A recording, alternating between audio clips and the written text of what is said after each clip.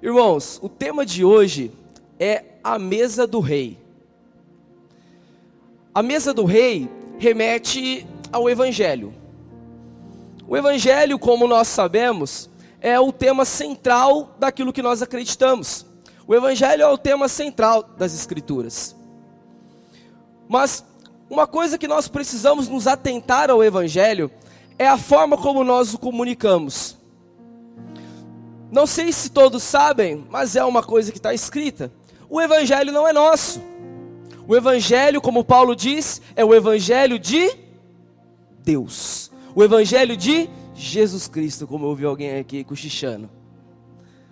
O Evangelho não é nosso. O Evangelho é uma mensagem que não fomos nós que redigimos. Portanto, não é nossa permissão, não está sobre nossa autoridade adulterar ou mudar a mensagem que não é nossa. Se alguém pede para você dar um recado lá para o Murilo, para o pastor, o mínimo que você deve fazer é levar essa mensagem, essa informação, o mais completa possível. Porque a mensagem não é sua. A mensagem pertence a outra pessoa. Você está sendo só um canal de comunicação. O Evangelho, ele tem a dose certa, como diz o pastor da comunidade dos que creem, Leandro Vieira. Muito boas pregações desse pastor. Ele diz que o Evangelho ele possui a dose correta de ofensa e a dose correta de graça. E não é nossa responsabilidade aumentarmos a ofensa para que as pessoas sintam medo de Jesus, mas também não podemos aumentar a dose da graça para que ele se torne mais aceitável e mais palatável àqueles que a ouvem. O Evangelho de Jesus Cristo, o Evangelho de Deus, que Paulo e tantos outros homens e mulheres foram inspirados a fazer parte dessa narrativa que hoje nós temos em nossas mãos, não são capazes, nem esses homens, nem essas mulheres, foram capazes de adulterar essa mensagem. E nós também não devemos fazer. O Evangelho ele precisa ser comunicado de maneira íntegra, correta, e da forma como ele está aqui nessa palavra, amém? Mas às vezes, irmãos, para tornar o Evangelho mais aceitável, para tornar o Evangelho mais amedrontador, nós acabamos ocultando, omitindo algumas palavras que são muito necessárias para que nós tenhamos a real compreensão do Evangelho. E por isso que esse momento se faz tão necessário.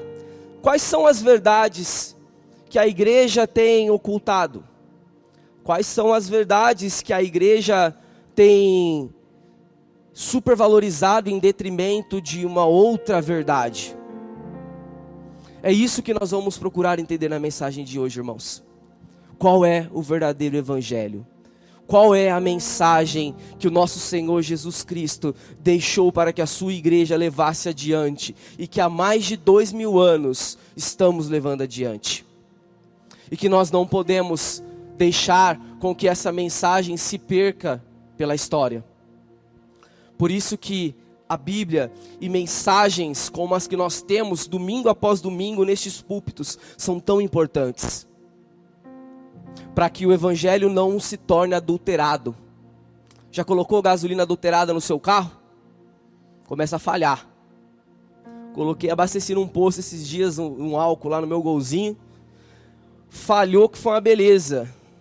Eu achei até que estava... Porque uma vez eu descuidei do carro, deixei misturar água com óleo, lá ferveu o carro, eu botei água normal, o carro já estava fervendo, né? E aí trincou o cabeçote, e aí começou a misturar água e óleo, o carro falhava, e eu andei uma semana com o carro falhando ainda. E aí depois chegou uma hora que o carro não tinha mais força para subir, não tinha mais força nem direito para andar no reto. E eu levei no mecânico, o cara tirou a tampa e falou, rapaz, esse cabeçote tá trincado aqui, tá batendo água, óleo, tudo junto aqui. Então, irmãos, eu achei que tava tudo bem, enfim, tinha trincado o cabeçote. E aí dessa vez, o carro voltou a falhar de novo. Eu falei, nossa, será que eu trinquei o cabeçote de novo desse carro? Não tem nada de mecânica. Ai não, era só álcool ruim mesmo que eu tinha posto. Álcool adulterado. Então, irmãos, se álcool adulterado, gasolina adulterada não faz bem, imagina um evangelho adulterado. Imagina a mensagem do nosso Deus misturada com coisa que não foi Ele quem disse. Também não faz bem para nós.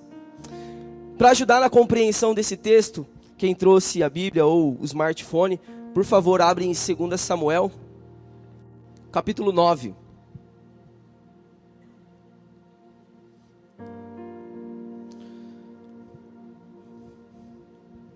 Segunda Samuel, capítulo 9, a partir do verso 1, do 1 ao 13. A gente vai ler um pouquinho hoje. Muito bom ler a Bíblia. De manhã ainda por cima, melhor ainda. Amém? Todos acharam? 2 Samuel, capítulo 9, versículo 1 ao 13. E disse Davi: resta ainda porventura alguém da casa de Saul, para que use eu de bondade para com ele, por amor a Jonatas? Havia um servo na casa de Saul, cujo nome era Ziba. Chamaram-no que viesse a Davi. Perguntou-lhe o rei: és tu Ziba? Respondeu: eu mesmo, teu servo. Disse-lhe o rei: não há ainda alguém da casa de Saul para que use eu da bondade de Deus para com ele? Então Ziba respondeu ao rei: ainda há um filho de Jonatas, aleijado de ambos os pés. E onde está? Perguntou-lhe o rei. Ziba lhe respondeu: está na casa de Maquir, filho de Amiel, em Lodebar. Então mandou o rei Davi trazê-lo de Lodebar, da casa de Maquir, filho de Amiel. Vindo Mefibosete, filho de Jonatas, filho de Saul, a Davi, inclinou-se prostrando-se com o rosto em terra. E disse-lhe Davi: Mefibosete. Ele lhe disse: eis aqui o teu servo. Então lhe disse Davi: não temas, porque usarei de bondade para contigo, por amor de Jonatas teu pai, e te restituirei todas as terras de Saul teu pai, e tu comerás pão sempre à minha mesa.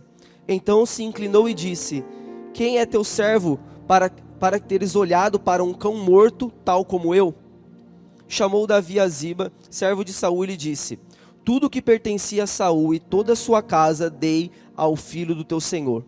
Trabalhar-lhe-ás, pois, a terra, tu e teus filhos e teus servos, e recolherás os frutos, para que a casa de teu senhor tenha pão para que coma. Porém Mefibosete, filho de teu senhor, comerá pão sempre à minha mesa. Tinha Ziba 15 filhos e 20 servos. Disse Ziba ao rei: segundo tudo quanto meu senhor o rei mandar, o seu servo assim o fará. Comeu, pois, Mefibosete à mesa de Davi, como um dos filhos do rei. Tinha Mefibosete um filho pequeno, cujo nome era Mica. Todos quantos moravam em casa de Ziba eram servos de Mefibosete. Morava Mefibosete em Jerusalém, porquanto comia sempre à mesa do rei. Ele era coxo de ambos os pés. Até aqui. Senhor Deus Todo-Poderoso, mais uma vez nós nos colocamos em oração. E te pedimos, meu Pai, que o Senhor, através do Teu Espírito Santo, venha nos iluminar, ó Pai, a partir da leitura, meu Pai, da Tua Santa Palavra. Nós te pedimos, Senhor, que todas as escamas dos nossos olhos venham cair. Que tudo aquilo que tem tapado os nossos ouvidos para ouvir o Teu Espírito, Senhor, venha cair por terra, meu Pai. Que todas as barreiras e a dureza do nosso coração, Senhor, que tem impedido da Tua palavra, ó Deus, da Tua semente brotar, germinar, crescer e frutificar em nosso coração, também nós repreendemos agora, Senhor, em nome de Jesus. Que a Tua palavra encontre morada em nossos corações, em nome de Jesus. Amém. Amém. Irmãos, essa história, ela nos ajuda muito a entendermos muitas verdades a respeito do Evangelho. Acredito que já esteja um pouco evidente, mas eu amo o Antigo Testamento. As minhas últimas ministrações, inclusive, têm sido sobre o Velho Testamento. O Velho Testamento, ele nos desafia quando nós vamos pregar, porque ele nos faz sempre cumprir o exercício de olhar para essas histórias e dizer: onde Jesus está aqui? Onde está o seu Evangelho aqui? Aonde isso se cumpre para nós, igreja, nos dias de hoje? Eu amo olhar para o Velho Testamento e nos mínimos detalhes encontrar o nosso Senhor Jesus. aquele que ninguém ainda sabia que seria esse nome, aquele que os profetas estavam escrevendo, mas eram profecias de um futuro distante ainda. Mas quando nós agora, com a história se desenrolado, nós paramos, olhamos para essas escrituras e enche o meu coração de alegria quando nós conseguimos ver Jesus em textos tão antigos, tão anteriores à sua existência nesse mundo. E continuamos vendo o nosso Senhor Jesus 2000 anos depois dele ter vindo aqui nessa terra. Esse texto de Mefibosete nos mostra o evangelho completo. O evangelho que conta a narrativa de como Deus pegou uma humanidade destinada à perdição, como Deus pegou uma humanidade que estava na sepultura e trouxe essa humanidade à mesa do rei. E nos colocou assentados com ele em sua mesa. Essa é a maravilhosa história do evangelho. De onde ele nos tirou e onde ele nos coloca. Porque quando nós paramos, irmãos, para pensar o terrível lugar que nós estávamos, o assombroso lugar em que nós nos encontrávamos, e paramos para olhar quão maravilhoso é o lugar para onde nós iremos. Essa alegria precisa tomar conta do nosso coração, irmãos. Isso é o evangelho de Jesus. Essa é a história completa, que o texto que nós acabamos de ler nos ajudará a entender quais são as verdades que nós como igreja temos ocultado para essa geração. E que pode estar fazendo com que as pessoas nos dias atuais não entendam quem é Jesus e qual é a sua mensagem. Quando nós olhamos para essa história de Mefibosete, a primeira coisa que nós entendemos é a condição do homem sem Deus. Quando eu falar homem aqui, não quero dizer homem masculino, quero dizer homem do gênero humano. Amém? Ser humano. A condição do homem sem Deus. E quando nós olhamos então para a história de Mefibosete, nós vemos que ele é neto de Saul. Saul era rei de Israel, pai de Jonatas. Ou seja, Mefibosete, ele era um membro de uma família real. Ele vivia no palácio. Ele usufruía dos benefícios de ser um membro da família real. Em uma sociedade antiga, monárquica, os privilégios de um membro da família real eram infinitamente superiores ao que o povo comum possuía. Em níveis de alimentação, de ensino, de conforto, de acesso a médicos, era infinitamente superior, irmãos. Mefibosete era um membro da família real. Mas, de acordo com a história que nós lemos aqui, agora ele está em Lodebar. Lodebar significa terra sem pasto. E quando nós vamos para o significado de Lodebar, nós pensamos, como assim uma terra sem pasto? Qual é o problema disso? Irmãos, se nós levarmos em contexto que Israel era uma sociedade agrária, sua economia, sua riqueza provinha do cultivo de plantas, do cultivo de animais. Viver em uma terra onde não tinha vegetação, uma terra seca, árida, com certeza isso é indício de uma pobreza e de uma miséria muito grande. Então nós temos aqui um membro de uma família real, que vivia com o rei, que usufruía dos benefícios de um membro da família real, mas que agora se encontra em uma cidade miserável, pobre, composta basicamente por pessoas miseráveis, doentes, ou seja, a escória de Israel. Foi isso que aconteceu com Mefibosete. Eu não sei se vocês já começaram a entender onde eu quero chegar, mas talvez a história de Mefibosete tenha alguma coisa a ver com a história da humanidade. Adão e Eva moravam aonde? Jardim do Éden. Comiam de todos os frutos. usufruíam de todas as belezas daquele jardim. Tinham o privilégio de todos os dias, como nós vemos no relato, na viração do dia, Deus falava com o homem e com a mulher. Mas um certo dia, a humanidade cometeu o seu primeiro pecado e desobedeceu a Deus. A humanidade poderia comer de todos os frutos do jardim, exceto do fruto do conhecimento do bem e do mal, pois conforme Deus havia dito, no dia que vocês comerem, nesse dia vocês morrerão. E a serpente disse: vocês não vão morrer. Vocês vão ficar semelhantes a Deus. E Deus não quer isso. E então, a mulher persuadida pela serpente come do fruto, e o homem persuadido pela mulher come então também do fruto. E então o primeiro brado, o primeiro grito de independência, de que olha Deus, não precisamos de você, foi dado pela humanidade. E o homem e a mulher foram expulsos do jardim. Mas essa não foi a única consequência. Várias consequências vieram a partir disto. Mas a mais terrível de todas, irmãos, a mais terrível consequência não é ter que trabalhar amanhã. Porque amanhã é segunda-feira, né, pastor? Amanhã é dia de trabalhar, né? Então eu não vou trabalhar, amém. Então eu não preciso trabalhar amanhã.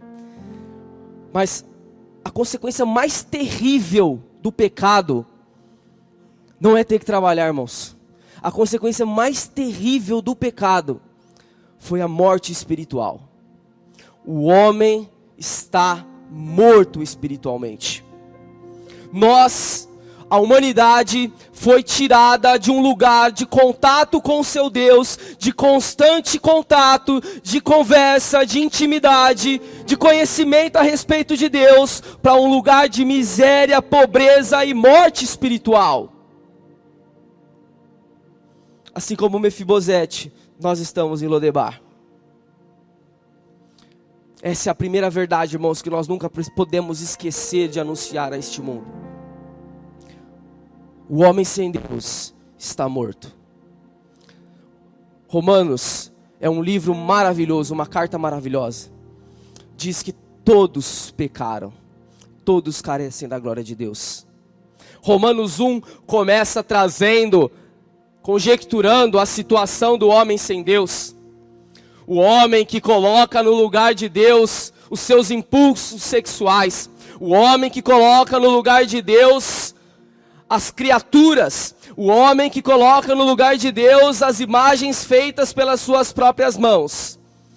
E Deus diz que tais homens que praticam ou que apoiam os que praticam são passíveis da ira de Deus.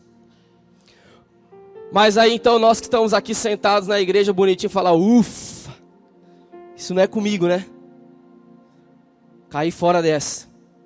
Mas aí Paulo continua escrevendo o capítulo 2 e diz: você, religioso, que se apoia na justiça da lei, que se apoia na sua própria justiça, se faz alvo da mesma ira que eles.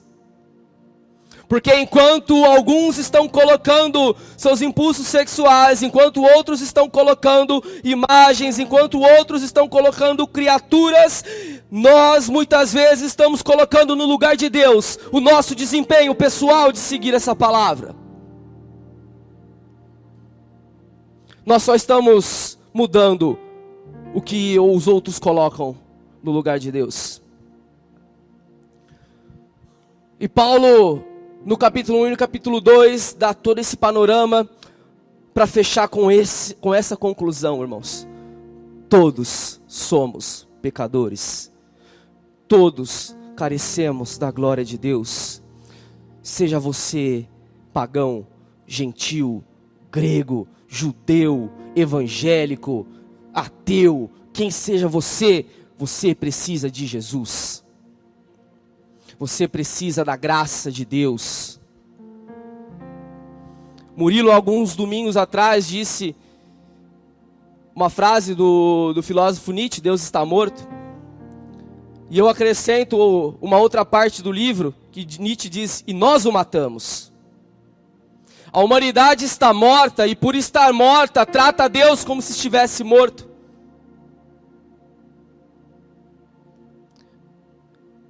Essa é a primeira terrível mensagem do Evangelho.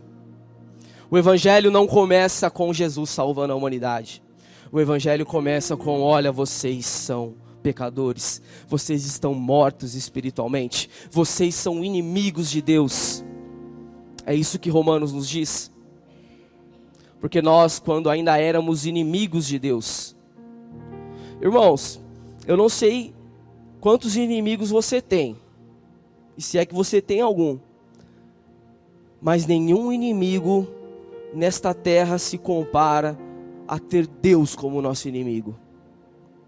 Não sei se todos vocês, eu nunca tinha parado para pensar nisso, foi nessa ministração. Não sei se todos nós já paramos para pensar na verdade desse versículo. Nós enchemos nossas bocas para dizer, se Deus é por nós, quem será contra nós? Mas se Deus for contra nós, quem será por nós? Se Deus estiver do outro lado do ringue, irmãos, quem pode nos ajudar? Ninguém. Ninguém. Nós éramos inimigos de Deus. Nós éramos seus inimigos. E essa verdade, ela precisa sim gritar em nosso coração. Essa era a nossa condição. Essa é a verdade do Evangelho. Nós estamos mortos espiritualmente. Nós somos pecadores. E nós éramos inimigos de Deus. Quão terrível é essa verdade. Quão terrível é essa verdade. O bispo Walter McAllister, um homem também, um ótimo pregador, ele diz assim, né? Só Deus pode me julgar. Pessoas que dizem isso, né? Só Deus pode me julgar. E aí ele disse assim, isso não te assusta? Hebreus, quão terrível coisa é cair nas mãos do Deus vivo. Terrível, terrível coisa é cair nas mãos do Deus vivo. Irmãos, o Evangelho não é brincadeira. A verdade do Evangelho não pode ser adulterada. A humanidade possui um problema com Deus. Nós, aqueles que creram no Evangelho, possuíamos um grande problema com Deus.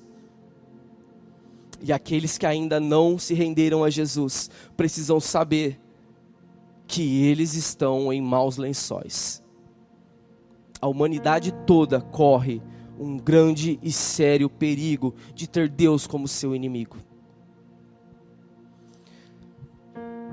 Não sei se todos vocês já foram em um velório, mas provavelmente sim.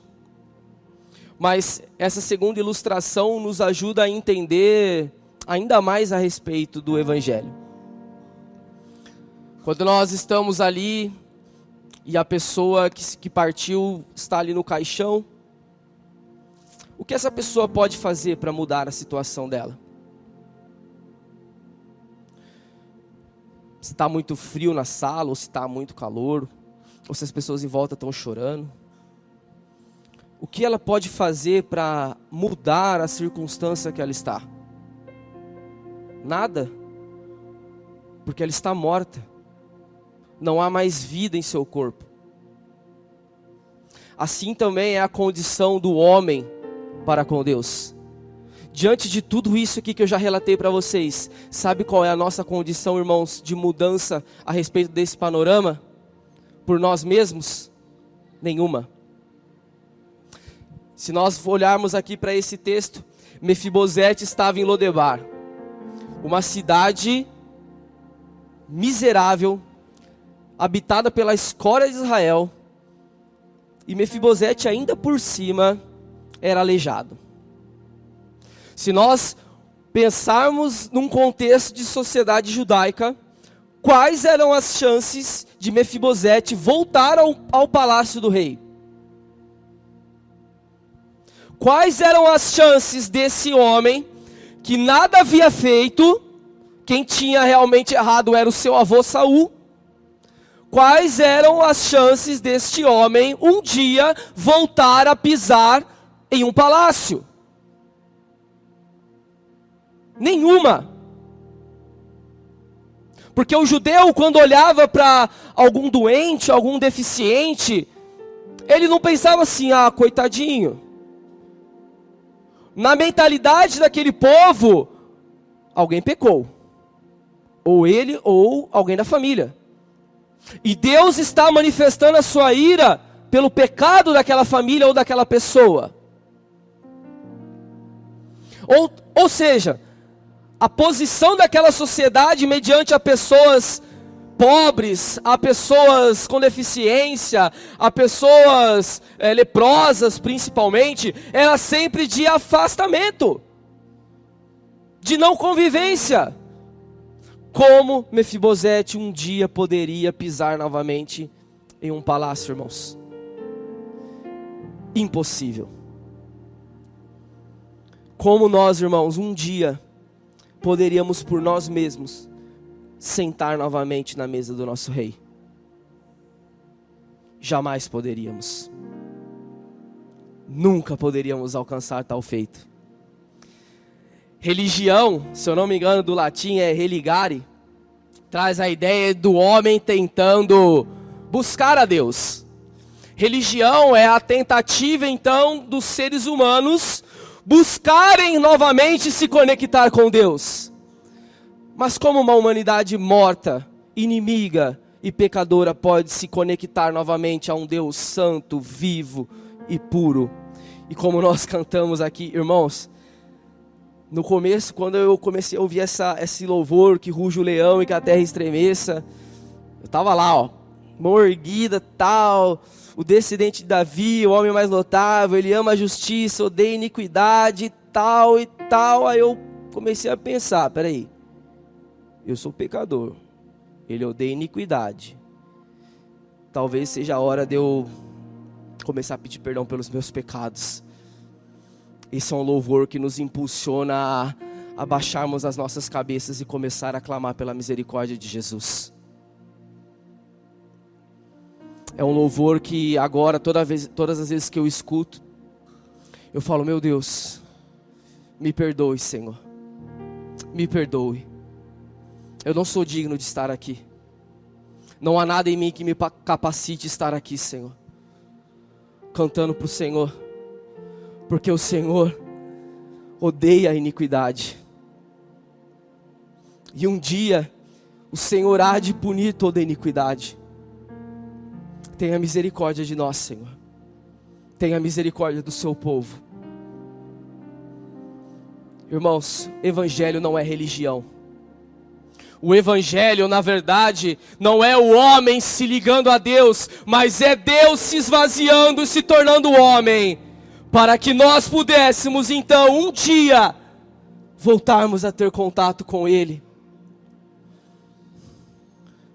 Não é a humanidade subindo, mas é o próprio Deus descendo nesta terra e se fazendo um de nós, vivendo como nós, sofrendo como nós, passando pelas mesmas provas e necessidades que nós passamos, mas como nós cantamos, Ele é vencedor. Ele venceu. E por isso nós também venceremos.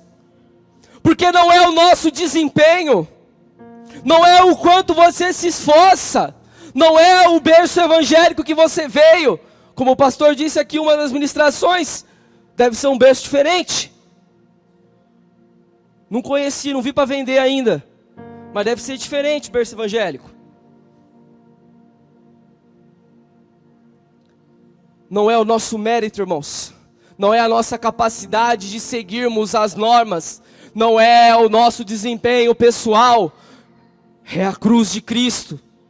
Foi Jesus sofrendo em um madeiro que nos proporcionou que nós estivéssemos aqui.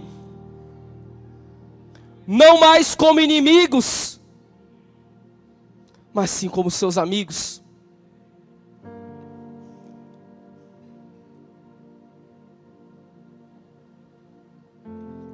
que nos resta, irmãos, diante de uma ofensa tão terrível, diante de um problema tão grande, diante dessas verdades que, olhando para a história de Mefibosete, nós conseguimos aplicar em nossas vidas. Quão pobres nós somos, quão miserável nós somos, inimigos do rei, sem condição nenhuma de mudar a nossa condição. O que nos resta, irmãos? O que sobra à humanidade diante de verdades tão profundas que nós encontramos de capa a capa no livro que nós lemos? Nos resta, como nós cantamos aqui, nós vamos vencer pelo sangue de Cristo e o poder da palavra eterna. É isso que nos resta, irmãos. Porque é nesses momentos de tremendo desespero, diante da situação que nós estamos, que nós precisamos crer nas palavras de Paulo, inspirado pelo Espírito Santo, dizendo: nenhuma condenação há para aqueles que estão em Cristo Jesus. É nesse momento que nós olhamos para as palavras de Paulo, dizendo que pela fé somos justificados e temos paz com Deus. Antes éramos inimigos, mas agora pela fé estamos reconciliados e temos paz com esse Deus. É nesses momentos, irmãos, que nós precisamos nos apegar nas palavras que estão escritas neste livro. Nas palavras do apóstolo João, Apocalipse capítulo 5. E eis que olhei e vi um trono, e aquele que estava sentado possuía um livro em suas mãos. E um anjo forte disse: quem poderá abrir o livro e desatar os selos? Ninguém é digno de abrir o livro e desatar os selos. E então o apóstolo João começa a chorar desesperadamente, porque ele não via ninguém digno. Se a própria palavra que ele escreveu, um anjo forte, não podia abrir aquele livro, quanto mais o pobre apóstolo João. Quem dirá, um pobre humano poderia então abrir aquele livro e desatar aqueles selos? Mas então João ouviu a voz de um ancião dizendo: eis o leão da tribo de Judá, a raiz de Davi, aquele que venceu, ele é digno de desatar o selo e abrir o livro da vida. Aleluia! É nesses momentos, irmãos, que nós precisamos confiar nas palavras que nós lemos. Jesus é aquele que é digno de abrir o livro, de desatar os selos. É nesses momentos de profundas trevas e preocupação que nós precisamos confiar nas palavras do nosso Jesus, que disse: aquele que crê em mim, ainda que esteja morto, viverá. É nesses momentos, irmãos, essas são as palavras que muitas vezes nós esquecemos de contar às pessoas. Essas são as palavras que muitas vezes, irmãos, nós nos esquecemos e passamos a não dar o devido valor ao futuro que nos está aguardado. O segundo ponto que eu queria trazer para vocês, a respeito da história de Mefibosete, que se aplica aqui para nós hoje, é que um dia o rei Davi chamou Ziba, um dos servos de Saul, e perguntou: existe alguém da casa de Saul, filho de Jonatas, para que eu use da bondade de Deus para com ele? E então Ziba disse: olha, tem Mefibosete, está em Lodebar, manda trazer ele. Mefibosete vem chega até Jerusalém. Mefibosete então sai de Lodebar e passa a morar em Jerusalém. Mas não é só em Jerusalém, irmãos. Mefibosete vai morar no palácio do rei. Mas não é só no palácio do rei, irmãos. Mefibosete vai comer com os filhos do rei. Mas não é só também comer com os filhos do rei. Mefibosete herda tudo que era seu. O que nós precisamos entender aqui, irmãos, o texto não diz com essas palavras, mas nos dá perfeitamente a entender. Mefibosete estava comendo com os filhos do rei. Mefibosete tinha sua herança restituída, ou seja, Mefibosete estava sendo tratado como um dos filhos do rei. Somente os filhos do rei tinham direito à herança do reino. Um homem miserável que estava em Lodebar vai para a mesa do rei e passa a ser tratado como seu filho, seu amado filho. Pelo amor que Davi sentia por Jonatas. Jonatas já não estava mais vivo, mas o mesmo amor que Davi tinha por Jonatas, ele teve a oportunidade de estender esse mesmo amor ao seu filho Mefibosete. Tenho certeza que você já entendeu essa mensagem, que eu quero chegar com esse ponto. Nós não éramos dignos. Nós estávamos distantes. Como nós vimos em Efésios, nós estávamos alheios à vida de Deus, distantes, separados, estrangeiros. Mas então Ele nos deu vida. E não somente nos deu vida, mas aquele que não poupou o seu próprio filho, aquele que entregou o seu próprio filho para morrer numa cruz, não nos dará com ele, também além dele, todas as coisas? Irmãos, eu poderia muito bem ter começado essa história dizendo para vocês: olha, Mefibosete terminou a sua vida no palácio do rei. E que importância isso teria? Que importância teria estar sentado na mesa de um banquete se eu não entender da onde essa pessoa veio? E por isso que o autor do texto que nós acabamos de ler termina o texto dizendo: morava Mefibosete em Jerusalém, porquanto comia sempre à mesa do rei, ele era coxo de ambos os pés. O escritor fez questão, no último versículo aqui dessa história, de lembrar da onde Mefibosete veio. Quem era Mefibosete? Para que o que ele escreveu antes, morava Mefibosete em Jerusalém e comia na mesa do rei, fizesse toda a importância para nós que estamos lendo aqui. Nós precisamos dar o devido valor, irmãos, à cruz do nosso Senhor. Nós precisamos dar o devido valor a salvação que nós temos mediante a graça em Jesus. Quando nós olhamos para esse terrível passado que nos assombrava e viramos os nossos olhos para a glória que há de vir, quão maravilhoso se torna esse futuro, irmãos. Quão maravilhoso ele é. Mefibosete foi transportado de Lodebar para Jerusalém. E a palavra nos diz que nós fomos transportados do império das trevas para o reino de seu filho amado. Mefibosete teve sua herança restituída.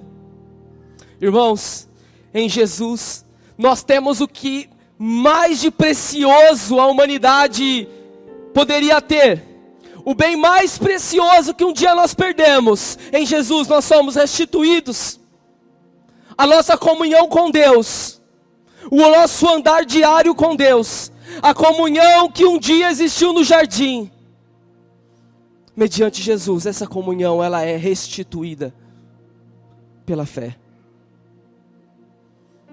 Irmãos, Mefibosete foi convidado a se assentar na mesa do rei. Vou tentar falar sem chorar. Vou tentar, o máximo que eu puder. Porque esse texto é muito forte para mim, irmãos. Mas assim como Mefibosete foi convidado a sentar na mesa do rei, nós também somos convidados a sentar na mesa do nosso rei Jesus. Jesus inaugurou um novo tempo, irmãos. Jesus não fala de altares. Jesus não fala muito de templos. Jesus fala de mesa. Jesus fala de banquete. O Hélio acabou falando aqui, né? Eis que estou à porta e bato. Aquele que abrir, eu entrarei e o levarei para o altar para que ele ofereça sacrifício. Eu entrarei e cearei com ele e ele comigo. Porque agora, irmãos, não importa o que você oferece para ele, importa o que ele ofereceu por você. Porque quando nós sentamos à mesa, nós estamos de mãos vazias. Quando o judeu chegava-se ao altar, ele chegava com alguma oferta, ele chegava com algo a oferecer. Nós nos assentamos à mesa, irmãos, sem nada para oferecer. Na última ceia de Jesus, quem parte o pão e dá aos discípulos é Ele. Quem toma o vinho e dá aos discípulos é Ele. Quem oferece todas as coisas a nós é Ele. E na última ceia, Jesus proferiu as seguintes palavras: de agora em diante, não beberei mais do fruto da vide, até que um dia eu beba novamente com vocês no reino do meu Pai. Jesus fez uma promessa para nós, irmãos. Jesus fez uma promessa. E na maior agonia que ele sofreu nesta terra durante a cruz, quando ele teve sede, ofereceram uma esponja carregada de vinagre, feita de uva, de vinho. E ele recusou. Porque ele não poderia quebrar a promessa que ele fez. Domingo que vem, irmãos, como foi dito ali nos avisos, estaremos ceando a ceia do Senhor. Sabe qual é a maior expectativa que eu tenho, irmãos? Que a semana que vem seja a última que eu ceie com vocês, aqui nessa terra. E que a próxima ceia seja com todos vocês no reino do nosso Pai. Para que então Jesus tome novamente do cálice, tome novamente do pão e cumpra a sua promessa feita a nós. De agora em diante não tomarei mais do fruto da vide, até que o dia eu tome novamente no reino do meu Pai com vocês. Essa é a verdade do Evangelho, irmãos. É isso que nos aguarda. E para encerrar, irmãos, falei que eu ia tentar, não consegui. E para encerrar, aqueles que entenderam a terrível ofensa e a maravilhosa graça que nos está proposta, um banquete do rei que está marcado. Nós não sabemos o dia nem a hora, mas ele está marcado, irmãos. Ele vai acontecer. Jesus vai voltar e nós vamos ceiar com ele. Se você já entendeu todo esse processo, o que você precisa fazer com isso? Lucas 14, Jesus conta uma parábola, verso 15 ao 24, não vou ler para não ficar extenso, mas Jesus conta a parábola da grande ceia. Jesus conta que um homem forneceu um grande banquete e chamou os seus convidados. Mas esses convidados rejeitaram. Esses convidados não aceitaram. Um tinha acabado de comprar uma terra, outro tinha acabado de casar, enfim, não deu para ir na festa. E aí então o servo volta até o Senhor e fala: olha, eles rejeitaram o convite. E então o dono da festa vira e fala assim para o servo: olha, vai, chama os coxos, chama os aleijados, os pobres, sabe? A escória, sabe? O mais terrível que você encontrar. eu quero que você chame para o meu banquete. Irmãos, os bonitinhos engomadinhos que rejeitaram o convite simboliza a nação de Israel que rejeitou a Jesus. Os coxos, os pobres, os miseráveis, os acabados, que aceitaram depois o convite desse servo, somos nós. Somos os gentios. Sabe qual que é o mais interessante? O servo, depois de ter chamado todo esse povo, ele volta e fala para o Senhor: olha, eu chamei todos eles, mas ainda tem lugar na mesa. Ainda tem lugar na mesa. Eu estou vendo vários lugares aqui ainda na mesa. Cabe mais gente, irmãos. Cabe mais gente nessa mesa. O Senhor da festa não quer cadeiras vazias. O Senhor da festa quer a sua mesa cheia. Então ele vira e fala para o servo: olha, vá o mais distante que você puder e force-os a entrar. Force-os a entrar.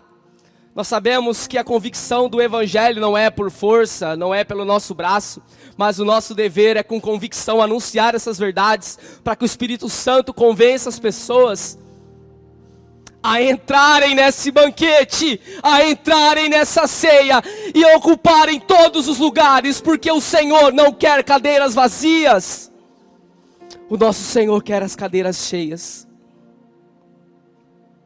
Amém? Aleluia. Ministério de louvor, se vocês puderem, por favor. Já vou encerrar. Se você também puder ficar de pé, nós já vamos encerrar.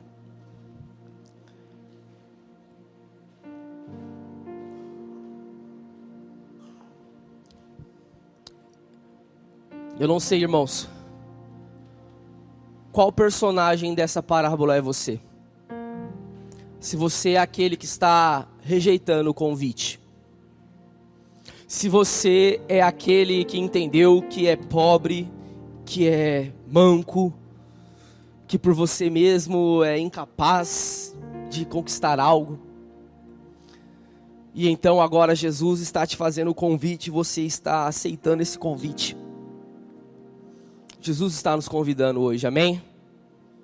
Se existem pessoas aqui que ainda não entenderam essa realidade,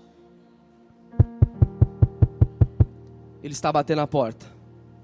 Ele está fazendo o seu convite. E Ele está nos chamando para cear com Ele. Se ouvires a voz do Senhor, vosso Deus, não endureçam o vosso coração. Aquele que tem ouvidos para ouvir, ouça o que o Espírito diz à igreja. O nosso Senhor está às portas. E Ele está batendo. E Ele está nos chamando para entrar e cear com Ele. Se você ainda não aceitou esse convite, ouça a voz do Espírito. Ele está te convidando agora. E se você já aceitou, irmão, se você já entendeu o terrível lugar que você estava e o maravilhoso lugar que Jesus te colocou, agora você precisa fazer o papel do servo, de ir o mais longe que você puder, de ir o mais distante que suas pernas aguentarem, e trazer mais convidados para essa ceia. Esse é o papel da igreja. É isso que nós precisamos fazer. Em nome de Jesus. Amém.